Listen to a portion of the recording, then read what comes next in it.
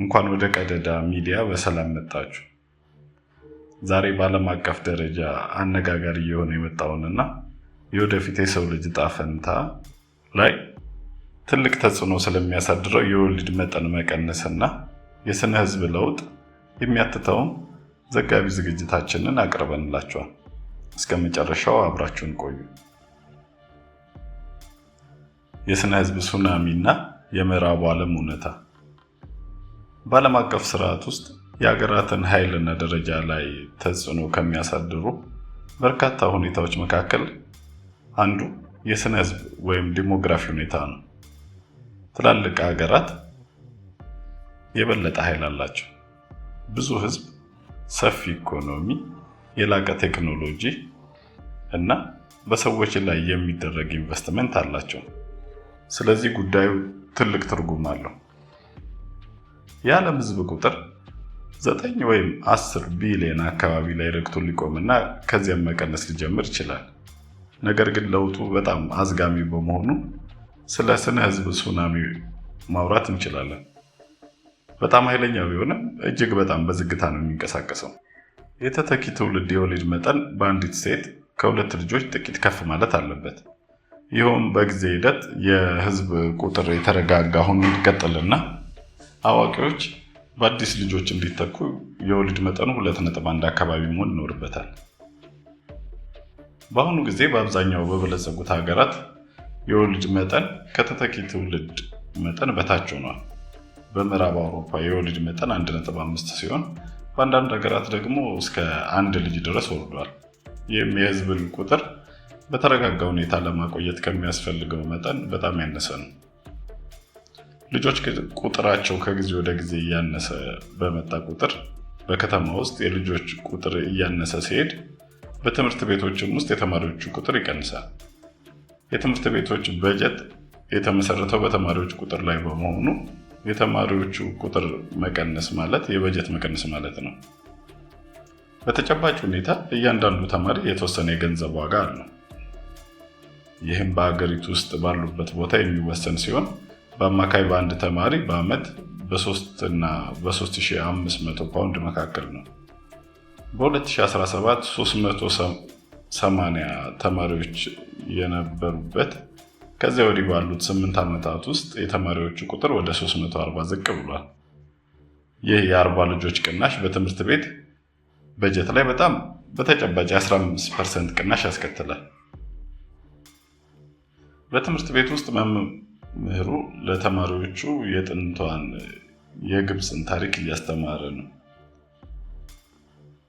ልጆች በዛሬው ትምህርታችን አሁን ላይ በማንኛውም ቦታ ላይ በተለይም በጥንቷ ግብፅ ስለማይደረግ ነገር እንማራለን። በዚህ ስዕል ላይ ምን እየተከናወነ ሊሆን ይችላል? አንደኛው ተማሪ መለሰ፣ አስክሬን እያደረጉ ነው በማለት ይመልሳል። መምህሩም ይቀጥላል፣ ተዘጋጁ፣ ይህ ትንሽ ዘግናኝ ሊሆን ይችላል። ሁለቱንም ሳምባዎቹን ከሰውነቱ ውስጥ እናወጣለን። እነሱም ወደ አንድ ማሰሮ ውስጥ ይገባሉ። አስታውሱ፣ እሱ አሁን ስለሞተ ምንም አይነት ስሜት አይሰማውም። በየዓመቱ ከአካባቢው አስተዳደር እና ከትምህርት ቤት ተማሪዎች ጋር በከተማ ውስጥ ስላለው የልጆች ቁጥር ውይይት ይደረጋል። በከተማው ውስጥ የተማሪዎች ቁጥር እየቀነሰ መምጣቱን እና አሁንም እየቀነሰ መሆኑን በይፋ ተገልጿል።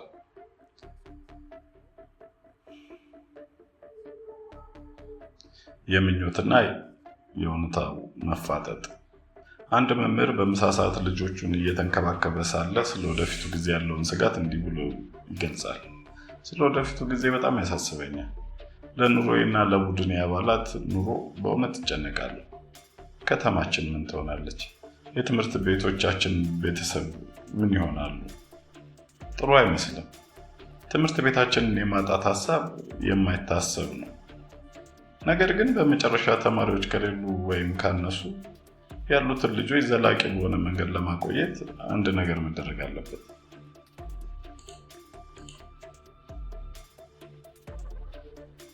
ሚሊኒየሞች አዋቂ መሆን ከጀመሩበት ከ2008 ጀምሮ የተወሰኑ ነገሮች እጅግ በጣም ውድ ሆነዋል። ቤት የመግዛቱ ስብስብነት፣ ቤተሰብ መመስረት እና የቤተሰብን ህይወት በኢኮኖሚ ምን መምሰል አለበት የሚለው ግምት ከኑሮ ውድነት ቀውስ፣ ከቤት ዋጋ ግሽበት እና ከከፍተኛ ትምህርት ወጪ ጋር ተዳምሮ የራሱ የሆነ ጫና አለው። ይህ ሁኔታ በድህረ ጦርነት ዓመታት ውስጥ የተረዳነውን ክላሲካል ባለሁለት ትውልድ ቤተሰብ ጽንሰ ሀሳቡን ሙሉ በሙሉ አጥፍቶታል። ምናልባት ይህንን የምናስተጋባውና የምንደግመው መስሎን ነበረ። ነገር ግን በምዕራቡ ዓለም ላሉት ሚሊኒየሞች እና ለጄኔሬሽን ዚ ትውልድ እንደዚህ አልሆነም። በአንድ ወቅት ሰዎች በግንኙነታቸው መጀመሪያ አካባቢ ልጆችን ይወልዱ ነበር። አሁን ግን የራሳቸውን ቤተሰብ መመስረት ለመጀመር በሌሎች ሁኔታዎች የተነሳ ይዘገያሉ። በብራይተን በትምህርት ቤቶች ውስጥ ብዙ ለውጦች ተደርገዋል። የሰራተኞች ቅናሽም ተከስቷል። በአንድ የዕድሜ ክልል ውስጥ ካሉ 2 ክፍሎች ወደ 1 ክፍል ዝቅ የተደረገው እዚህ ባለው የወሊድ መጠን መቀነስ ምክንያት ነው። በአቅራቢያው ያሉ ትምህርት ቤቶችም እየተዘጉ ነው። ይህም መምህራን ልጆች ቢወለዱ ኖሮ ወደ ስራ የመመለስ እድላቸውን ሊቀንስባቸው እንደሚችል ስጋት ፈጥሯል። ጥናቶች እንደሚያሳዩት የወጣቶች ፍላጎት ስለ ወደፊቱ ጊዜ ባላቸው ተስፋ መቁረጥ ወይም ስለ ፋይናንስ የወደፊት ዕጣ ፈንታቸው ባለባቸው አለመረጋጋት ምክንያት የተገደበ ምርጫ ሊሆን ይችላል። ለመኖር የራሳቸው ቤት ወይም አፓርታማ መኖር እንደ ማንኛውም ቦታ በዋጋ ላይ የተመሰረተ ነው። ንብረቶች በጣም ውድ በመሆናቸው የራሳቸውን ቦታ መግዛት የሚችሉበት ደረጃ ላይ ለመድረስ ረጅም ጊዜ ይወስዳል። በዩናይትድ ኪንግደም ውስጥ ልጅ ከመውለድ በፊት የቤት ባለቤት የመሆን ባህላዊ ልማድ አሁንም አለ። ልጆች የሚወልዱ አብዛኛዎቹ ሰዎች 2 ወይም 3 ልጆች ይወልዳሉ። ስለዚህ ይህንን በአንድ መኝታ ክፍል አፓርታማ ውስጥ ካለው ገቢ ጋር ማመጣጠን ከባድ ነው። ይህ ማለት ወደፊት ብዙ ልጆች ለመውለድ ያንን ተጨማሪ ቦታ ማግኘት የበለጠ ከባድ ይሆናል ማለት ነው። ይህም በውሳኔያቸው ላይ ተጽዕኖ ያሳደራል። ባለ 1 መኝታ ክፍል ለመከራየት እንኳን ምን ያህል ውድ እንደሆነ ማየት ያስደነግጣል። በከተማው ለመቆየትና ሌላ ልጅ ወልዶ ቤተሰብን ለማስፋፋት በጣም አስቸጋሪ እየሆነ ነው። በዚህ ህይወት ውስጥ የምንፈልገውን ሁሉ ጊዜ አናገኝም። በምኞትና በተጨባጭ እውነታ መካከል ትልቅ ልዩነት አለ። የሰዎች ፍላጎቶችና ምርጫዎች አሁንም ስለ 2 ልጆች ቢሆንም ያቀዱትን ማድረግ ካልቻሉ ቀጣይነት ያለው የወሊድ መጠን መቀነስ መታየቱ አይቀሬ ነው።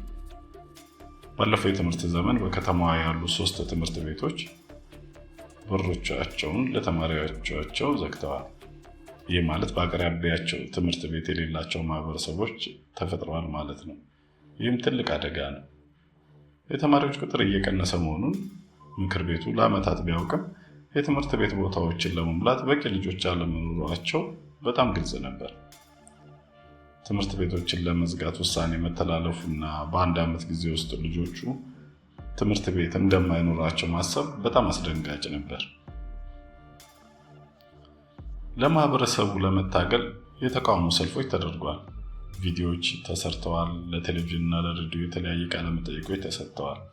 ነገር ግን በሚያሳዝን ሁኔታ ተቃውሞ ትልቅ ተጽዕኖ አላሳደረም። ማህበረሰቡ ተበታትኖ ልጆቹ ወደ 23 የተለያዩ ትምህርት ቤቶች እንዲሄዱ ተደርጓል። እንደ ርዕሰ መምህሩ ሁሉ ለሁሉም ሰው ተጠያቂ እንደሆንክ ስለሚሰማ ጥፋቱ ያንተ ባይሆንም ሰዎችን የበደልክ ያክል የሚሰማ ስሜት ከባድ ነው። የዓለም ስጋትና የግለኝነት መጨመር። በወጣቶች መካከል ያለው የወሊድ ፍላጎት በጊዜ ሂደት ሲመረመር ልክ በድንገት የቤተሰብ ሀሳብ አስጸያፊ የሆነ ማለት ባይቻልም ዝቅተኛ ፍላጎት ግን የተወሰነ ማቅማማት እንዳለ ያሳያል። በዓለም ላይ በፖለቲካው ረገድ ምን እየተካሄደ እንዳለና በየቀኑ በዜና ላይ የሚወጡት ነገሮች ወጣቶች ልጅ ለመውለድ ወይም ላለመውለድ በሚያደርጉት ውሳኔ ላይ ተጽዕኖ እያሳደረባቸው ነው።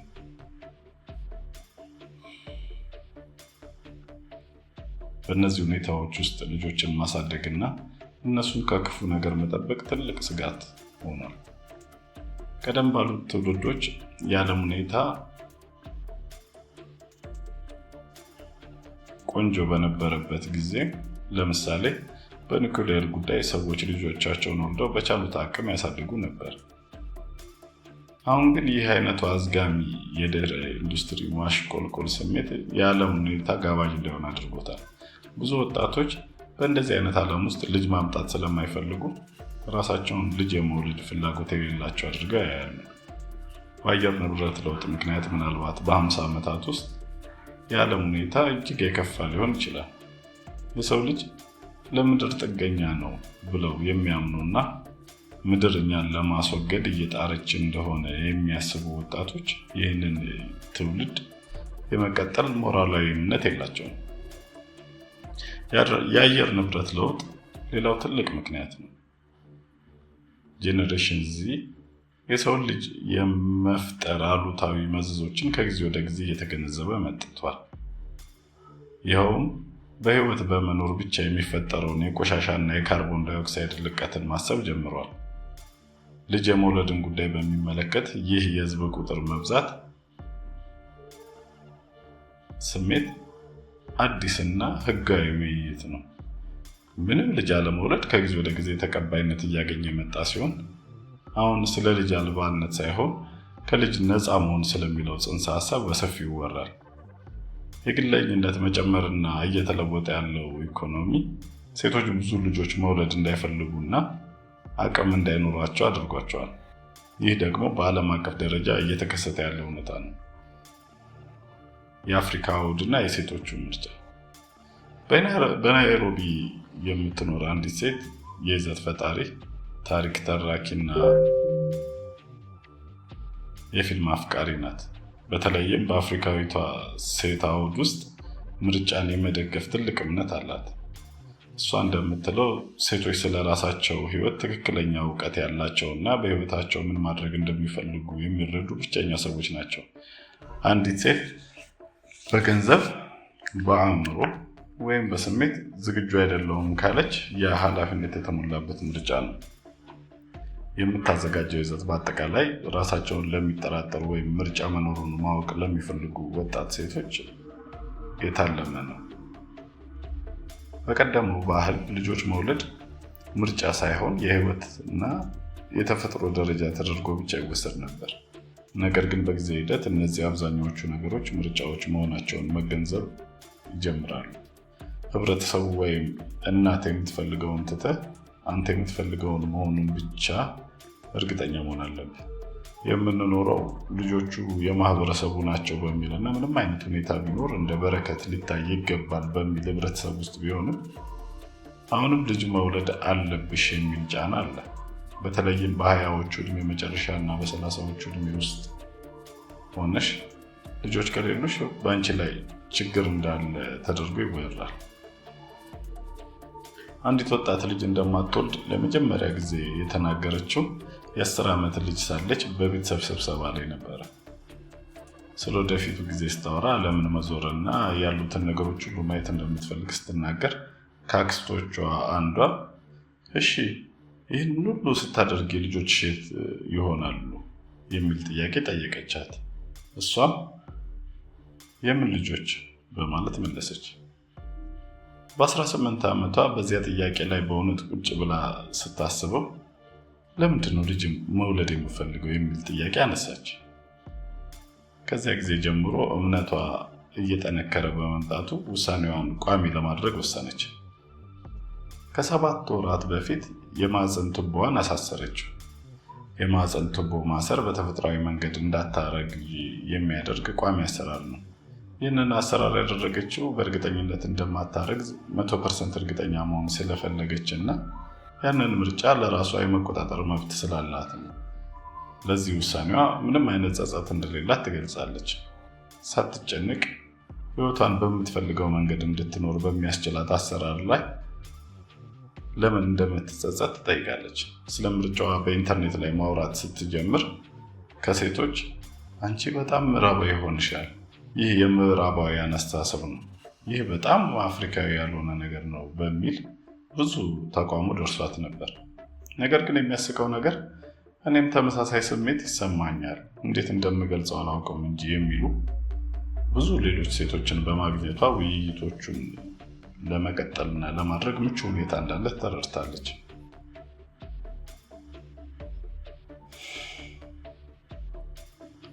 የትምህርት፣ የከተማ መስፋፋትና የዓለም ተሞክሮ ውጤት።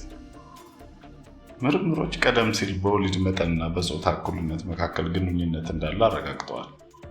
ሴቶች ትምህርት የማግኘት እድላቸው በበዛ ቁጥር የሚወልዷቸውን ልጆች ቁጥር እየቀነሰ ይመጣል።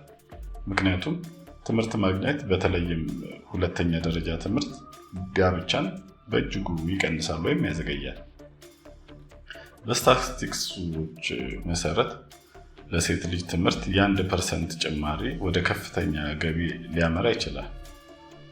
በአፍሪካ አውድ ውስጥ ሴት ልጅን ካስተማርክ መላውን ማህበረሰብ ታስተምራለህ የሚል ታዋቂ አባባል አለ። በበለጠ መረጃ የተለየ ምርጫ ይደረጋል። ስለዚህ በብዙ መረጃ እና በብዙ ልማት አፍሪካውያን ሴቶች ወላጅ መሆን ምን ማለት እንደሆነ የበለጠ እየተማሩ እና እየመረመሩት ነው። ይህ አዝማሚያ እንደ ኬንያ እና ናይጄሪያ ባሉ ሀገራት ብቻ የተገደበ አይደለም። በምስራቅ አፍሪካ ቀንድ የምትገኘው ኢትዮጵያ የዚሁ ማህበራዊ ለውጥ ዋነኛ ማሳያ እየሆነች ነው። በታሪክ ደረጃ ሀገሪቱ እጅግ ከፍተኛ የወሊድ መጠን ከነበራቸው የአፍሪካ ሀገራት አንዷ ብትሆንም ባለፉት ጥቂት አስርተ ዓመታት ውስጥ ግን የወሊድ መጠኑ በከፍተኛ ፍጥነት እየቀነሰ መጥቷል። በተለይም በከተሞች እና በገጠር መካከል ያለው ልዩነት እጅግ ሰፊ ነው። ለምሳሌ እንደ አዲስ አበባ ባሉ ዋና ዋና ከተሞች የወሊድ መጠን ከተተኪ ትውልድ መጠን ወይም 2.1 በታች በመውረድ ወደ 1.4 እና 1.5 አካባቢ ደርሷል። ይህም ከምዕራብ አውሮፓ ከተሞች የወሊድ መጠን ጋር ተመሳሳይ ያደርገዋል። ለዚህ ለውጥ ዋነኛ ምክንያት የሴቶች ትምህርት ተደራሽነት ማደግ፣ የቤተሰብ እቅድ አገልግሎት መስፋፋት እና የከተማ ኑሮ ውድነት ማሻቀብ ነው። በከተሞች ውስጥ የቤት ኪራይ፣ የልጆች ትምህርት ቤት ክፍያ እና አጠቃላይ የኑሮ ወጪዎች እጅግ በጣም እየጨመሩ በመምጣታቸው ብዙ ወጣት ኢትዮጵያውያን ባለትዳሮች ከሁለት በላይ ልጅ የመውለድ ፍላጎት በእጅጉ ቀንሷል። ከዚህም በላይ የሴቶች የስራ ኃይል ተሳትፎ ማደጉና የራሳቸውን የሙያ መስመር የመገንባት ፍላጎታቸው ልጆችን ቀድሞ የመውለድና የማሳደግ ልማድ ላይ የራሱን ተጽዕኖ አሳርፏል። በአፍሪካ በአጠቃላይ የወሊድ መጠኑ ከ6% ወደ 4.3% የኢኮኖሚና የማህበራዊ መዋቅር ለውጥ የተነሳ ቀንሷል። በብዙ የአፍሪካ ሀገራት የወሊድ መጠን መቀነስ ላይ የከተማ መስፋፋት ቁልፍ ሚና ይጫወታል። ሰዎች ወደ ከተሞች ሲሰደዱ አስተሳሰባቸውን ያስማማሉ፣ የጾታ ልማዶች ይለወጣሉ፣ ትምህርት የማግኘት እድልና የገቢ ደረጃም የተሻለ ይሆናል። ብዙ የአፍሪካ ሀገራት በከፍተኛ የከተማ መስፋፋት ተመኖች ውስጥ ይገኛሉ። በአሁኑ ጊዜ በናይጄሪያ የከተማ መስፋፋት መጠን ከ50% በላይ ሲሆን በ2050 ይህ ወደ 66% እንደሚጨምር ይገመታል። በአፍሪካ አሁን እየታየ ያለው የከተማ መስፋፋት ፍጥነት ባለፉት 50 ዓመታት ውስጥ እየጨመረ ቢሆንም አሁንም በቻይና እና በሌሎች የእስያ ክፍሎች እንደምናስተውለው ከፍተኛ አይደለም። አሁን ላይ ሴቶች ከፍተኛ ትምህርት ለመከታተል የራሳቸውን የስራ መስክ፣ ገንዘብ እና ቦታ ለመያዝ ከምንጊዜውም በላይ ነፃ ናቸው። ወደ ቤት ሲመለሱ ቤቱ ንጹህ እና ሰላማዊ ነው። ለአንድ ወንድ መላውን ቤተሰቡን ማስተዳደር ፈጽሞ በማይቻልበት በዚህ ዘመን ሁለቱም ወላጆች መስራት አለባቸው። እናም ሚስት ወደ ቤት ስትመለስ ባል አሁንም እንድታጸዳ፣ እንድታበስልና ስሜታዊ ድካሞቹን እንድትወስድ የሚጠበቅባት ከሆነ ብዙ ሴት ልጅ የመውለድ ፍላጎት አይኖራቸውም። ቻይና በ1980ዎቹ በተስተዋወቀው የአንድ ልጅ ፖሊሲ ምክንያት የህዝብ ቁጥር ቅናሽ መጀመሩን ማየት ጀምራለች። ቻይና አሁን የወሊድ መጠኗ ከአንድ ጥቂት ከፍ ያለ ነው። ይህም ህዝቡን ለመተካት ከሚያስፈልገው መጠን ከግማሽ በታች ነው። ቻይና የአንድ ልጅ ፖሊሲን ብታነሳ ከፍተኛ የወሊድ መጠን መጨመር አልታየም። ይህ አያስደንቅም፣ ምክንያቱም ትንንሽ ቤተሰቦችን ከመምረጥና ዝቅተኛ የወሊድ መጠን ጋር የተያያዘ ነው። በቻይና ውስጥ በሴቶች መካከል ከፍተኛ የትምህርት ደረጃ እና ከፍተኛ የስራ ኃይል ተሳትፎ በመኖሩ ብዙ ሴቶች እየሰሩ ነው። ይህ ደግሞ ለቻይና ወደፊት ለማህበራዊ መረጋጋት ትልቅ አንድምታ ያለው ሲሆን በአሁኑ ጊዜ ከምናያቸው ትላልቅ ማህበራዊ ሙከራዎች አንዱ ነው። ህንድ በቅርብ ዓመታት ውስጥ በደቡባዊ ክፍል የወሊድ መጠን ከፍተኛ ቅናሽ የታየባት ሌላዋ ትኩረት የሚስብ ጉዳይ ናት። እዚያም ላለፉት ረጅም ጊዜያት የወሊድ መጠን እየቀነሰ ነበር። ይህ በአብዛኛው በህንድ ደቡባዊ ክፍሎች ለሴቶች ትምህርት የተደረገው ኢንቨስትመንት ውጤት ነው። በአጠቃላይ ሲታይ በጥቂት ሰዎች በተፈጥሮ ሀብቶች ላይ ያለውን ጫና ለመቀነስ ቀላል ያደርገዋል። ስለዚህ የወሊድ መጠንን በመቀነስ ረገድ በግለሰብ ደረጃም ሆነ በማህበረሰብ ደረጃ አዎንታዊ ውጤቶች አሉ። ነገር ግን የፖለቲካ የማህበራዊና የኢኮኖሚ መረጋጋትን ሊያረጋግጡ የሚችሉ የተረጋጉ ህዝቦች እንዲኖሩ ማድረግ አንዳንድ በጣም ጉልህ ጥቅሞች አሉት። በዓለም ላይ በየትኛውም ቦታ ሰዎች ጥቂት ልጆች እንደሚወልዱ ታያለ። ምክንያቱም ልጅ መውለድ ውድ ስለሆነና ሰዎች አቅማቸውን በሌላ መንገድ ማሳደግ፣ ስራ ማግኘት፣ ትምህርት መከታተል፣ መጓዝ እና ልምድ ማግኘት ስለሚፈልጉ ነው። ብዙ ልጆች መውለድ ከእንደዚህ አይነት ህይወት ጋር አብሮ የሚሄድ አይደለም።